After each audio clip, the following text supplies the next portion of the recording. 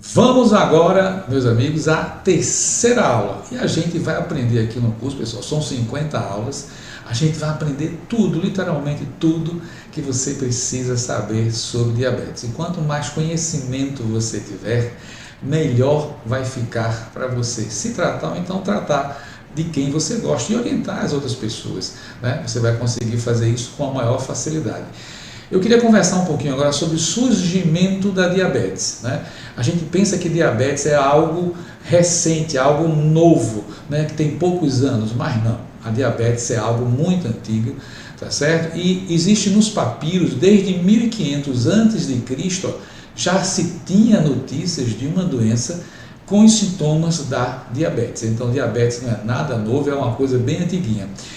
Foram os médicos indianos os primeiros a experimentar a urina e dizer o seguinte: epa, a urina desse paciente é uma urina doce, adocicada, tá certo? Então, você vê aí, ó, então foram os médicos indianos que primeiro experimentaram a urina. E a medicina indiana, a medicina ayurvédica, tá certo? É uma medicina que já tem mais de 6.000 anos, né? Foi no século XVII que foi registrado pela primeira vez um médico inglês. Ele realmente experimentou a urina, e aqui a gente tem uma senhora tomando urina, tá certo?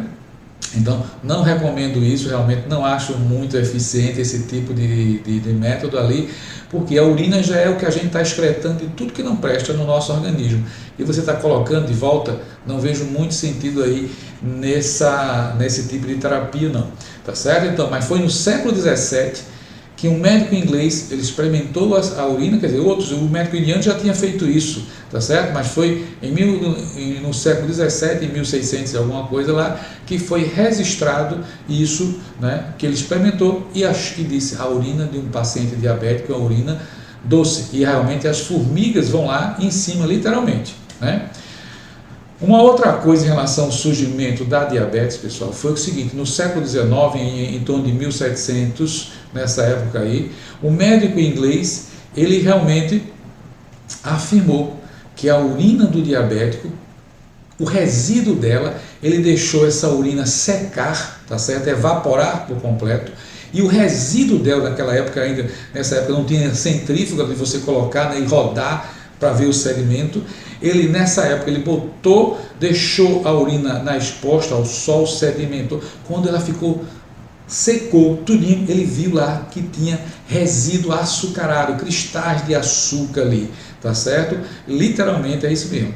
Só em 1769, pessoal, a diabetes recebeu esse nome de diabetes mellitus. Por que o nome mellitus? O nome mellitus vem do latim de mel, adocicado, tá certo? Então foi só nesse ano aqui que a diabetes começou a ser chamada de diabetes mellitus, e até hoje é chamada de diabetes mellitus, aquela diabetes tipo 2, né, que a gente compromete os pacientes provavelmente acima de 40 anos, pacientes obesos, que está muito relacionado.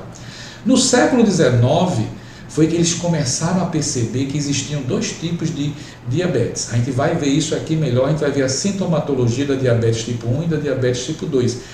O curso todo está mais direcionado para pacientes com diabetes tipo 2, tá certo? Mas isso não quer dizer que o nosso aprendizado aqui vai servir muito, mas muito para quem tem diabetes tipo 1. Por quê? Porque o paciente diabético tipo 1 é aquele que é insulino dependente, ou seja, ele precisa utilizar insulina. Mas quanto menos insulina você utilizar, melhor você vai ser. E depois, no decorrer do curso, eu vou dizer por que isso. Se você acha que usar só insulina é uma boa solução, a gente já vai discutir isso aí mais profundamente nas próximas aulas, tá certo? Então, foi no século XIX, né, que começou a se diagnosticar dois tipos de diabetes. Diabetes tipo 1, aquela que compromete normalmente pessoas mais jovens, crianças, adolescentes, começam nessa fase, e o diabetes tipo 2, que é o diabetes adulto, né, que compromete, no geral, pacientes acima de 40 anos, né, pessoal, mas com a evolução tudo está piorando, né, por incrível que pareça, e esses pacientes estão ficando diabéticos tipo 2 muito mais cedo. Eu tenho pacientes diabéticos tipo 2 já com 20 e poucos anos, 25, 28, 30 anos, então a coisa cada vez mais está diminuindo, né? Então, vamos lá. Agora não. A próxima aula a gente vai discutir sobre a diabetes no mundo, tá certo? Então, pessoal, aquele abraço grande e a gente se vê agora na nossa próxima aula. Tudo de bom!